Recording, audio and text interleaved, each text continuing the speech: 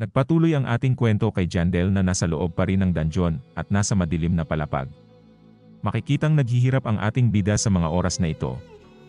Patuloy pa rin ang pagdurugo ng sugat na natamo niya mula sa goblin, bagamat hindi naman siya nabalian. Mas pinili ng ating bida na gumapang sa lapag upang mabawasan ang nararamdaman niyang sakit sa kanyang binti. Nang dahil rin dito ay mas mapapabilis siya sa pag-abante, at higit sa lahat ay maiiwasan rin niya ang pagtapak muli sa panibagong mga bitag. Patuloy sa paggapang ang ating bida, habang iniiwasan ang ibang mga bitag na dumadampi sa kanyang braso. Makikita ring patuloy pa rin ang pagtagas ng dugo mula kay Jandel, at wari hindi ito tumitigil. Manganganib ang buhay niya kung hindi pa siya makakahanap ng tulong. Iniisip ng ating bida na makakalabas din siya sa madilim na parte kung magpapatuloy lamang siya sa iisang direksyon. Pumasok sa isip ng ating bida ang larawan ng lalaki mula sa kanilang baryo. Iniisip niya kung ano ang nangyari sa lalaking ito pagkatapos mamatay. Maaari nga bang tuluyan itong binawian ng buhay o bumalik ito sa kanyang orihinal na katawan? Habang gumagapang ay patuloy ang pagpapaalala ng sistem sa kanya na nauubusan na siya ng dugo. Ngayon na alam ko na kung bakit may relihiyon ang mga tao, ito ay upang maabala ang kanilang mga utak sa oras ng kagipitan, kagaya ko sa mga oras na ito, ang sabi niya sa sarili. Nagdaan ng ilang oras at patuloy pa rin ang panghihina ng kanyang katawan. Napansin ng ating bida na papalapit na siya sa maliwanag na parte ng dungeon. Ngunit ang hindi niya alam ay ito ay isang ilusyon lamang.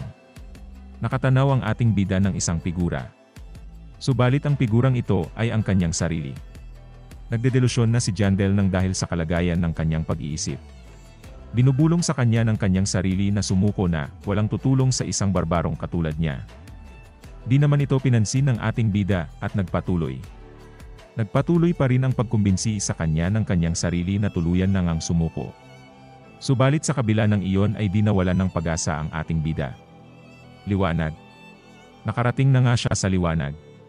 4% na lamang ng buhay mo ang natitira, ang sabi ng sistem.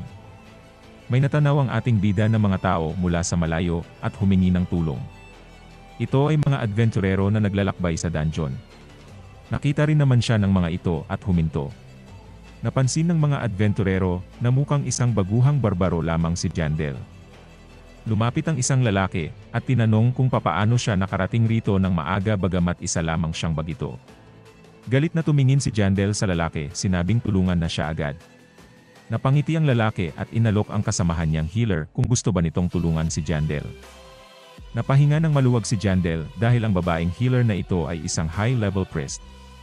Agad namang tumanggi ang babaeng priest. Napangiti ang lalaki at tumingin sa tabi. Tinanong na lang ng lalaki ang isa niyang kaibigan kung meron pa itong potion at bibilhin na lamang niya. Marami pa siyang potion, ang sagot nito, at ibinigay ang potion sa lalaki.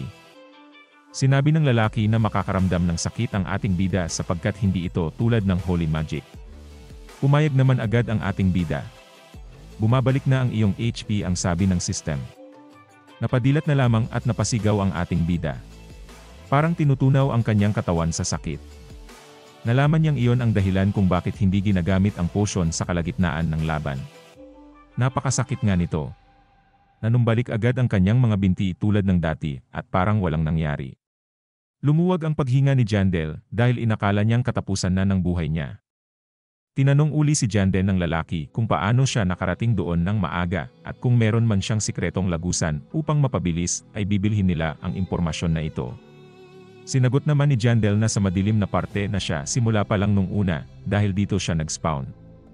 Alam ng lalaki ang pangyayaring ito ay minsan na rin niyang nabasa sa libro. Dahil sa hindi matatag ang dimensyon, nagkakaroon ng pagkakamali ang sistem kaya ito nangyayari. Ngunit bibihira lamang ang kaganapang ito. Nangyayari lamang ito isang beses kada 100 taon, sabi pa niya. Galit na napatingin na lang ang ating bida sa tabi at sinisi ang kanyang kamalasan. Napansin ng ating bida mayroong healer at salamangkero ang grupo ng lalaki. Malamang ay mataas ang level ng mga ito, isip niya. Nagpasalamat ang lalaki sa impormasyon, wag mo na isipin ang pangbayad sa potion, dagdag pa niya. Tuluyan na ngang umalis ang lalaki kasama ng kanyang grupo. Napakahalaga ng oras sa loob ng dungeon at himalang pinagtuunan pa siya ng mga adventurero. Isang himala na buhay pa rin ang ating bida hanggang ngayon. Kung tutuusin ay dapat maging masaya si Jandel, ngunit inis ang nararamdaman niya sa tuwing siya ay kinakaawaan. Nagpatuloy ang kwento sa pagsunod natin sa lalaking adventurero. Ang adventurero na may gintong buhok ay nagngangalang Dross. Nagpatuloy ang kanilang grupo papunta sa madilim na parte. Napag-usapan ng kanilang grupo ang barbaro. Maswerte ang barbaro, sabi ng kanilang miyembro na si Patran. Maswerte siya dahil si Dross ang nakita niya at hindi si Patran, pagtutuksong sabi ng isang babaeng miyembro. Dapat ay matuto ka Patran mula kay Dross, dagdag pa ng babae. Ngunit hindi lang naman ako ang ayaw tumulong, sagot ni Patran, habang nakatingin sa kanilang healer. Sa tingin mo lahat ay kagaya mo, kaya lang naman hindi ito tinulungan ng healer ay dahil sa utos ng simbahan. Pagtatanggol ng babaeng membro sa kanilang healer. Hindi rin naman gusto ng mga barbaro ang sila, ay tinutulungan, rason ni Patran. Nagtaka ang grupo nang mapansin nilang halos hindi matapos ang bakas ng dugo sa lapag. Matagal-tagal na rin silang naglalakbay mula nang makita nila ang barbaro. Kung ganon hindi siya ganon kaswerte, sabi ng babae kay Patran. Dito ang pinakamalapit na ruta, ang sabi ni Dross sa grupo, habang tinuturo ang daan. Maswerte ang kanilang grupo, dahil mayroon silang gabay, magaling magmemorisa si Dross ng mga mapa, at sa pagtukoy ng mga ruta, usapan ng mga babae sa likod. Tuluyan nang nakarating ang grupo ni Dross sa kanilang pupuntahan, kung saan ay may malaking pintuan. Masaya ang kanilang grupo sapagkat sila pa lamang ang unang nakarating doon ng ganong oras. Agad binuksan ni Dross ang lagusan at liwanag ang bumungad sa kanila. Ang pintuang ito ay ang lagusan papuntang level 2. Bago sila tuluyang pumasok, ay may napansin ng babae sa kanilang gilid. Yun ay ang sandalyas ng barbarong nakita nila noong mga nagdaang oras. Naglabas ng liwanag ang salamangkero, at nakumpirma nilang sa barbaro nga ito. Nagulat at nabilib ang kanilang grupo sa revelasyong ito. Tinanong ng salamangkero si Dross kung gaano nakalayo ang nilakbay nila mula sa barbaro. Pagulat na sagot naman ni Dross ay 15 kilometro, kung gagamit ka ng shortcut kagaya ng grupo natin. Bukod dito ay naglakad ang barbaro sa kadiliman at walang gamit na liwanag. Isa nga siyang halimaw, seryosong wika ng salamangkero. Naalala ni Patran ang nangyari nang makita nila ang barbaro. Nagbigay ito ng isang magic crystal sa kanila, upang kabayaran ng potion. Hindi nakalimutan ng barbarong magbayad sa kabila ng dinanas niya. Binabawi ni Patran ang sinabi niya tungkol sa barbaro at sinabi. Nakaligtas lamang siya dahil siya ay swerte. Mali, ang mga demonyo tulad niya ay hindi basta-basta mamamatay kung di sa espesyal na rason. Kahit gaano kalala ng kalagayan nila hindi sila yung uri na kinikilala ang kamatayan upang paraan ng pagtakas. Bumalik ang kwento sa ating bida habang nakikipaglaban sa mga goblin. Puro goblin na lamang ang sumasalubong kay Jandel simula noong muntik na siyang mamatay. Noong una ay ninenerbyo siya, ngunit ngayong hindi na niya problema ang liwanag, ay sisiw na lamang sa kanya ang goblin. Kitang-kita na rin ang mga bitag ng dahil sa liwanag. Napakadali na rin para kay Jandel hulaan ang galaw ng mga goblin. Ngunit ang tanging problema na lamang niya ay ang gutom. Naalala ni Jandel na binigyan sila ng weirdong matanda ng pagkain bago sila umalis ng baryo. Nakita ngayon ng ating bida, ngunit sa kasamaang palad ay nabutas ang dulo ng kanyang supot. Mali atang gumapang ako, ang sabi ni Jandel sa sarili. Dali-daling kumain ang ating bida ng dahil sa gutom. Naging pang 5 araw ang dapat ay 7 araw niyang baon na pagkain, kaya naisipan niyang tipirin ito. Nasarapan ang ating bida sa tinapay, habang tinutunaw ito sa kanyang dila. Pagkatapos ng kanyang pagkain, ay nakaramdam naman siya ng matinding uhaw. Ngunit napatanong siya kung paano siya makakahanap ng tubig sa lugar na yon. Sa Dungeon and Stone, mayroon ring sistema ng pagkagutom. Ngunit sa video game, kailangan mo lamang kumain, di mo na kailangang uminom. Subalit ito na ang realidad, pagbubuntong hiningang sinabi ni Jandel. Nagpalingalinga si Jandel sa kanyang paghahanap ng tubig. Naalala rin ng ating bida na hindi sila pinadalhan ng tubig ng weirdong matanda, kaya naisipan niyang malamang ay mayroong tubig sa loob ng dungeon. Nakarinig siya ng mga patak ng tubig, at tama nga ang kanyang hinala. May nakita siyang adventurero na kumuha ng tubig. Agad din itong umalis nang makita ang ating bida, at walang pag-uusap na naganap. Mayroong kilalang batas sa loob ng dungeon na hindi kailangan makipag-usap sa ibang tao kung hindi naman kinakailangan. Paglipas ng buong araw na paglalakbay ay binilang ng ating bida ang mga nakolekta niyang mga magic stone, at umabot ito ng 40 piraso. Marami-rami na rin siyang nakolekta, at masasabi niyang di na ito masama sa kabila ng sitwasyon niya. Nakakaramdam na ang ating bida ng pagod at antok sa sobrang dami niyang napatay na goblin. Mayroon lamang dalawang paraan sa pagtulog sa loob ng dungeon, at ang una ay ang pagtulog ng mag-isa at pagdasal na walang mangyayaring masama sa kanya. Ang pangalawa naman ay ang pagtulog kasama ng ibang adventurero. Dali-daling naghanap ng makakasama ang ating bida sa pagtulog, subalit tinanggihan siya ng ibang mga adventurero. Nagpatuloy ang paghahanap niya ng kasama, subalit isa lamang ang resulta. Madalas na rason ng mga adventurero sa kanya ay puno na ang kanilang party.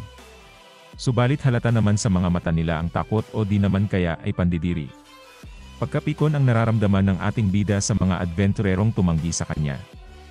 Isang gabi ng pagtulog lamang, panghihimok ni Jandel sa isang adventurero, ngunit tumanggi ang adventurero.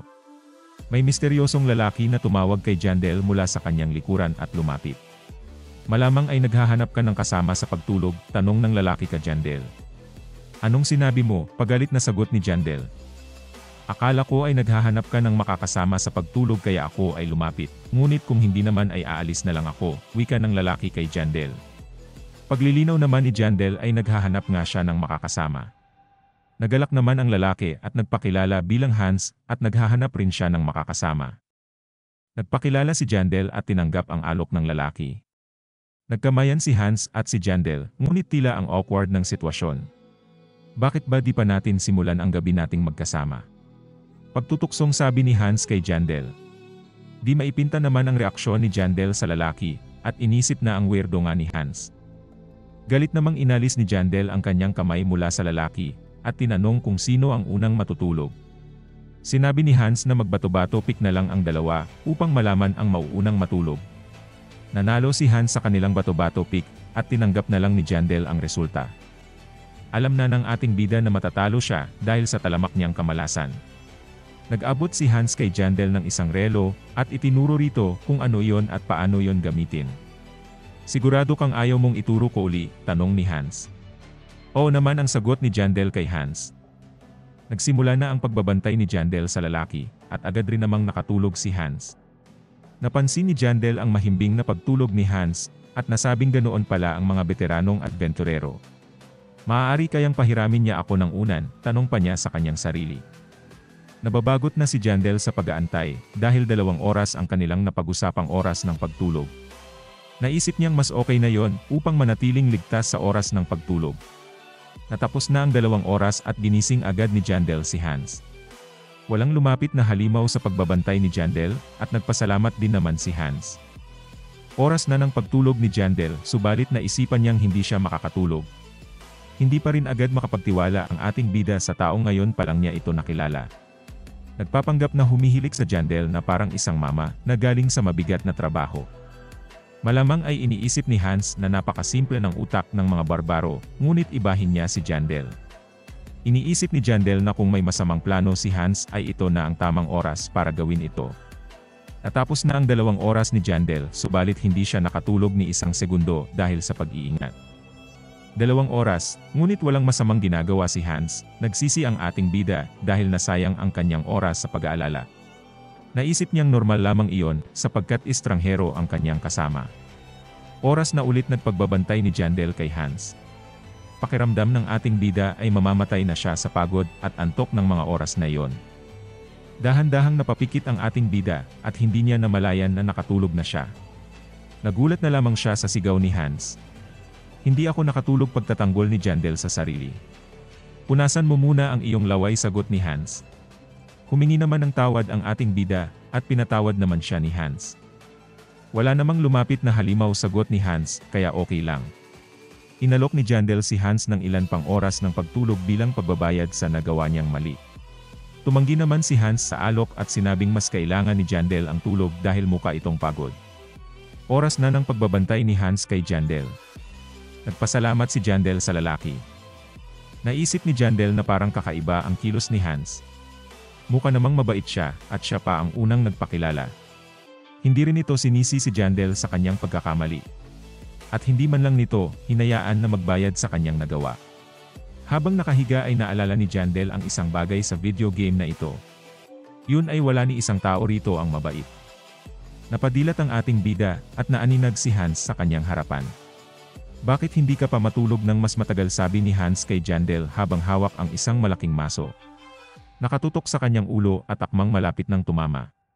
Sa mabilis na reaksyon ay bahagyang naiwasan ng ating bida ang atake. Nagulat naman si Hans sa pag-iwas ng ating bida. Naghanda agad ang ating bida para sa laban na magaganap. Nanglilisik ang mata ni Jandel habang nakatingin kay Hans. Hayaan mo kung magpaliwanag, kabadong rason pa ni Hans. Subalit hindi nakinig si Jandel at mabilis na sinugod si Hans. Dali-daling tumama ang kamao niya sa muka ni Hans sa isang kisap mata. Makikitang napabuga ng dugo si Hans sa lakas ng suntok ng ating bida. Napaluhod ang lalaki sa lapag at sinabing magpapaliwanag siya. Hindi pa rin nakinig ang ating bida at isang beses pang hinambalo si Hans gamit ang kanyang kalasag. Sumuka ulit ng dugo si Hans sa kanyang natamo. Nagmamakaawang tumingin si Hans kay Jandel at humingi ng tawad. Hinihiling nito na huwag siyang patayin. Tinanong ni Jandel ang lalaki kung ba't niya ito ginawa. Ginawa niya ito nang dahil sa mga magic crystal at sa kalasag ng barbaro. Napakamahal nito kapag itininda, takot na sagot ni Hans sa kanya. Ngayon ay pakawalan mo na ako, ang masayang tugon ni Hans. Walang awang sinipa ng ating bida ang lalaki at akmang itutuluyan na. Ang iyong puso, sigaw ng lalaki kay Jandel. Napatanong si Jandel sa kanyang sinabi at sumagot naman ang lalaki, tama ang iyong puso. Narinig ni Hans ang mga bali-balita na ibinebenta ang puso ng mga barbaro sa malaking halaga. Ginagamit ito ng mga salamangkero sa kanilang bagong mahika, paliwanag pa ng lalaki. Para kay Jandel ay inihalintulad siya ni Hans sa isang hamak na goblin. Pinagtangkaan siya nito ng dahil sa pera at kayamanan. Tinanong ni Jandel kung plano na niya ito mula una. Subalit tumanggi naman ito. Plano rin niyang makapagpahinga, kaya niya tinawag ang barbaro. Dahil sa sinabi na niya ang lahat ng plano niya ay tinanong niya si Jandel kung papakawalan na siya nito. Akala mo talaga ay seryoso ako, ang sabi ng ating bida. Maraming tao ang kagaya mo rito sa dungeon, sa tingin mo lahat yon ay karapat-dapat sa kapatawaran, dagdag pa ng ating bida. Hindi ako katulad nila, sagot ng lalaki kay Jandel. Patuloy na nagpaliwanag ang lalaki, subalit hindi na ito pinakinggan ng ating bida. Bago pa magsalita uli ang lalaki, ay tuluyan na ngang tinapos ni Jandel ang kanyang buhay gamit ang kanyang kalasag. Nakapatay ako ng tao, ang tahimik na sabi ni Jandel sa sarili. Lumabas naman ang isang notification sa kanyang harapan. Unang pagpatay, nadagdagan ang iyong mental stat ng isa. Pagkatapos ng mga nangyari, ay nagpatuloy ang kanyang paglalakbay sa loob ng dungeon. 2 araw na ang lumipas mula nang una siyang pumasok rito. Makikitang dinala ng ating bida ang ilan sa kagamitan ni Hans. Ang ilan rito ay ang bag, pananggalang sa balikat, maso at mga bota. Nakakuha rin siya ng importanteng mga kagamitan tulad ng kumpas, relo, tubigan at mga gamot. Nakakatawang isipin na kinakailangan muna ng ating bidang pumatay ng tao upang magsimulang mamuhay na parang tao. Patuloy ang paglalakbay ni Jandel at ipinakita ang kanyang stats ng oras na iyon. Isang wasiwas pa lang ng kanyang maso ay naglalaho agad ang mga goblin na lumalapit sa kanya. Napaisip ulit ang ating bida kung tama ba talaga ang pinili niyang armas noong umpisa. Hindi niya inakalang magaling siya sa paghawak ng maso. Dahil siguro ito sa katawan ng mga barbaro, nagiging ibang tao siya sa tuwing nakikipaglaban.